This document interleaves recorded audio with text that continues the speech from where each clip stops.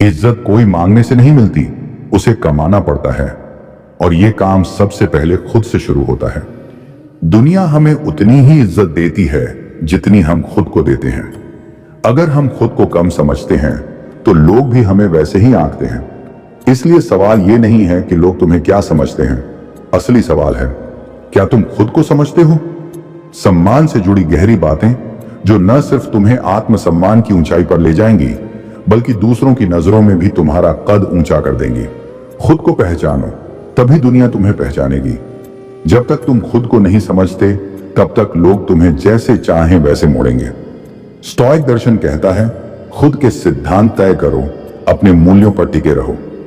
जब तुम अपने विचारों में स्पष्ट हो जाते हो तो लोग तुम्हारी मौजूदगी को नजरअंदाज नहीं कर पाते।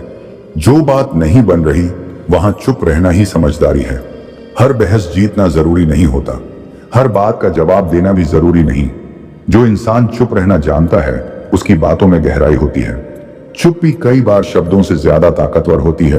अपने वादों से बड़ी कोई इज्जत नहीं होती। अगर तुम कहते कुछ हो और करते कुछ और तो लोग तुम्हें कभी गंभीरता से नहीं लेंगे। पर अगर तुम्हारे शब्द और कर्म एक जैसे हैं तो बिना बोले भी लोग तुम्हारे लिए खड़े हो जाते हैं। भरोसे की नींव पर ही सम्मान की इमारत खड़ी होती है। हर किसी से बराबरी की उम्मीद मत रखो। हर इंसान तुम्हें वैसे नहीं समझेगा जैसे तुम खुद को समझते हो, और जरूरी भी नहीं कि सब तुम्हारे लिए खड़े हों। असली इज्जत तब मिलती है जब तुम बिना किसी की स्वीकृति के अपने काम में लगे रहते हो। फिर एक दिन वही लोग खड़े होकर ताली बजाते हैं।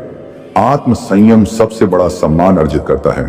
क्रोध, लालच, घमंड, ये सब वो आग हैं जो इज्जत को राख बना देते हैं। पर अगर तुम अपने व्यवहार पर काबू रख सकते हो, खासकर मुश्किल हालातों में, तो लोग तुम्हें सिर्फ पसंद नहीं बल्कि सम्मान देंगे। जरूरत से ज्यादा सफाई देने वाले कभी गंभीरता से नहीं ले जाते। जो इंसान हर बात में अपनी सफाई देता है लोग उसे कमजोर समझते हैं।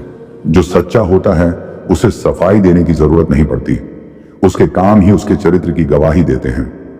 अगर तुम खुद की नजरों में गिर गए तो दुनिया की तालियां भी बेकार हैं।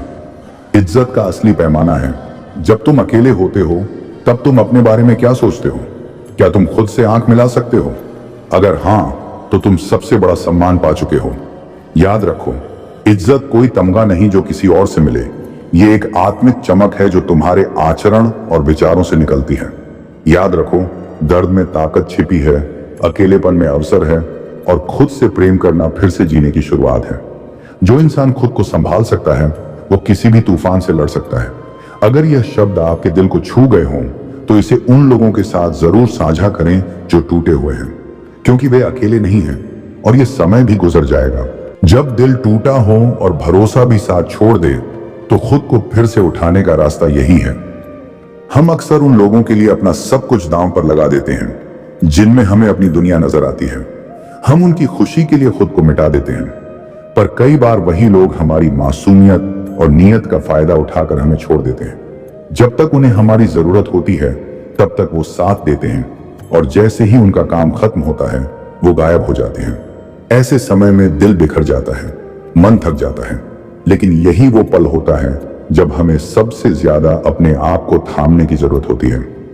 आज हम बात करेंगे रिश्तों से जुड़े 9 गहरे स्टोइक सिद्धांतों की, जो न सिर्फ टूटे दिल को सहारा देंगे बल्कि आत्मविश्वास की नींव भी मजबूत करेंगे। तो अगर आपने भी कभी किसी के जाने के बाद खुद को अधूरा महसूस किया हो तो इस सफर पर हमारे साथ चलिए। कमेंट में लिखिए लाइक अ स्टोइक वॉरियर अगर आप फिर से खुद पर राज करना चाहते हैं। वेन, बस उसी पर ध्यान दो जो तुम्हारे नियंत्रण में है। स्टोइक दार्शनिक एपिक्टेटस कहते हैं कि कुछ चीजें हमारे हाथ में होती हैं और कुछ नहीं। जब कोई हमारा साथ छोड़ देता है तो हम खुद को दोष देने लगते हैं। बार बार सोचते हैं काश वो लौट आए, पर हकीकत यह है कि हम सिर्फ अपनी सोच और फैसलों को नियंत्रित कर सकते हैं, किसी और की मर्जी को नहीं। इसलिए बीते लम्हों को दोहराने से बेहतर है कि खुद से पूछो अब मुझे क्या करना है, और खुद को आगे बढ़ाने की दिशा में एक कदम लो। 2, अपनी भावनाओं को दबाओ मत, उन्हें समझो। स्टोइक विचारधारा भावनाओं से भागने की सलाह नहीं देती, बल्कि उन्हें देखने, समझने और उनसे सीखने की बात करती है। जब कोई रिश्ता टूटता है तो दुख, गुस्सा और अकेलापन आना स्वाभाविक है, लेकिन हर बार जब वो याद आए खुद से पूछो, इस दर्द से मुझे क्या सीखना है। दर्द को शिक्षक बना लो, वह तुम्हें सहनशीलता और आत्मज्ञान सिखाएगा। 3. तुम्हारी पहचान किसी और की राय पर निर्भर नहीं करती। कई बार हम खुद को किसी के साथ होने या न होने से आंकते हैं। स्टोइक दर्शन कहता है, तुम्हारी असली कीमत तुम्हारे विचारों, कर्मों और मूल्यों से बनती है, न कि किसी के साथ बने रहने से। किसी के जाने से तुम्हारा मूल्य कम नहीं होता। असल सवाल यह है कि अब तुम इस अनुभव से क्या सीखते हो। 4. सब कुछ अस्थायी है, यह भी गुजर जाएगा। स्टोइक दर्शन हमें क्षणिकता का बोध कराता है। चाहे वो प्यार हो या पीड़ा, कोई भी भावना स्थायी नहीं होती। जैसे मौसम बदलते हैं, वैसे ही जिंदगी के हालात भी।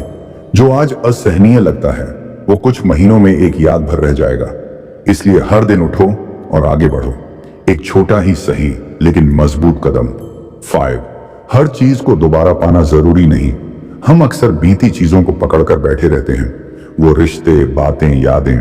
लेकिन स्टोइक सोच कहती है, जो चला गया उसका काम पूरा हो गया, अब तुम्हारे हाथ में है, क्या तुम उसे जाने दे सकते हो। याद रखो, जाने देना कमजोरी नहीं, समझदारी है। 6. हर अनुभव तुम्हें कुछ ना कुछ सिखाता है।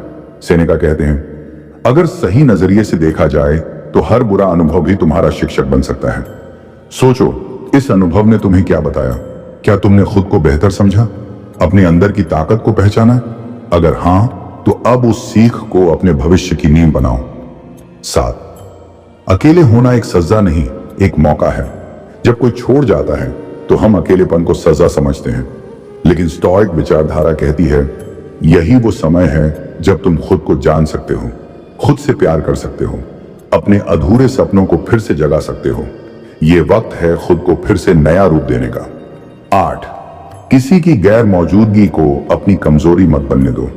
कई बार हम सोचते हैं कि उनके बिना हम अधूरे हैं, लेकिन स्टोइक दर्शन कहता है, तुम अकेले ही पूरे हो। जो चला गया वो अपने सफर पर है और अब तुम्हारा रास्ता कुछ और है। खुद को याद दिलाओ, तुम्हारे अंदर अपार शक्ति है।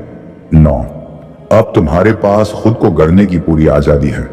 शायद अब वो रिश्ता नहीं रहा, लेकिन अब तुम्हारे पास आजादी है खुद को फिर से गढ़ने की, अपने विचारों, आदतों और सपनों को एक नई दिशा देने की। यही वह क्षण है जहां एक नया तुम जन्म ले सकता है, शांत, परिपक्व और आत्मनिर्भर। और अपनी इज्जत क्यों की?